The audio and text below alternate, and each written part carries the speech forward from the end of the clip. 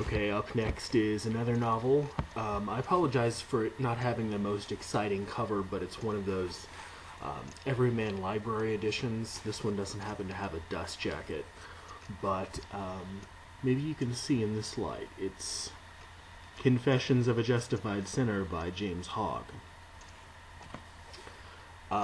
This is a really wonderful book if you like that sort of gothic mystery horror genre like I do. Confessions of a Justified Sinner is really exciting but because it wears so many hats. It's a gothic novel, it's a murder mystery, and maybe most of all, it's a really trenchant critique of Calvinist thought. At least that's one way you can read it. It consists of 3 parts. It has an objective summary of events in the novel. The events is told through the eyes of Robert Ringham, and the retelling of how the author, who also uses the name James Hogg, came across Ringham's account of the story. True to the early 18th century's romantic fascination with all things fragmentary, broken, and incomplete, this novel uses the conceit of being a found document in the case of the handwritten story of Robert's experiences. As with many of the reviews of novels that I do, this will have some spoilers, so if you don't want those spoilers, go ahead and stop here.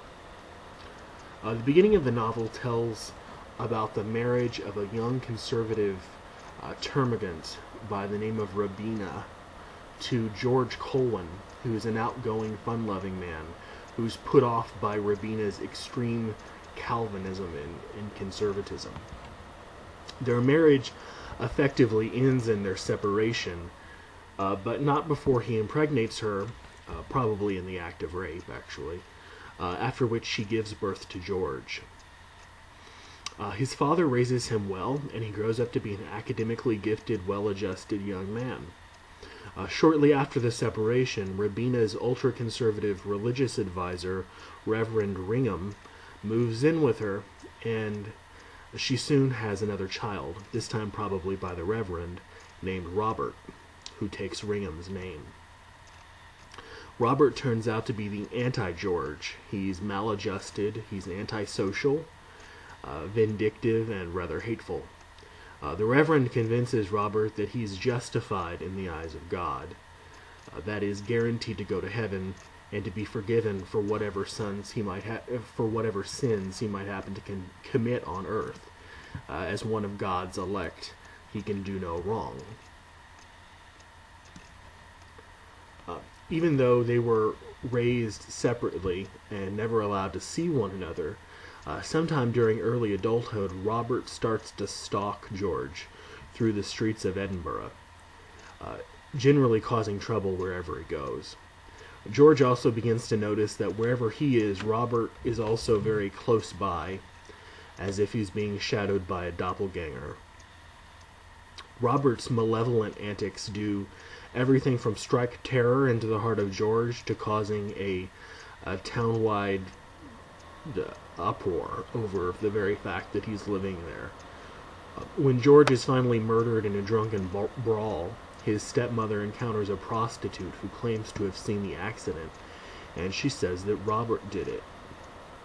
Later, Robert admits to the crime in one of the most revealing confessions in all of literature, putting on full display his strange, perverse motives, obsessions, and compulsions about the purity of his own soul.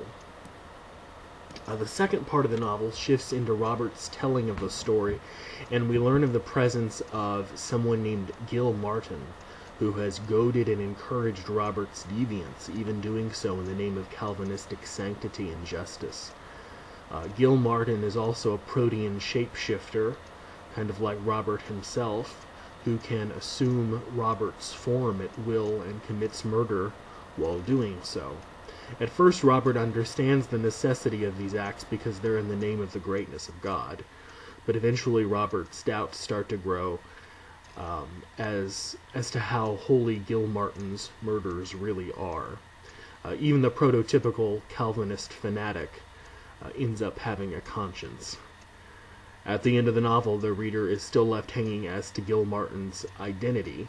Is he real or only a figment of Robert's imagination? Some of what I read out of a sense of obligation because I think I need to, and I thought, well, it was one of those books. I thought I just needed to read it because it's one of those books you just need to read. It's pretty well known. But I was surprised to find out that it really moved at the clip of almost a psychological thriller, and not some literary classic that was written 200 years ago.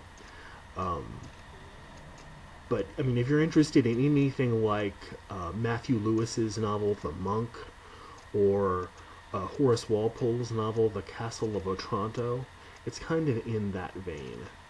So if you love those, you should certainly check out, if you haven't already, *Confessions of a Justified Sinner* by James Hogg.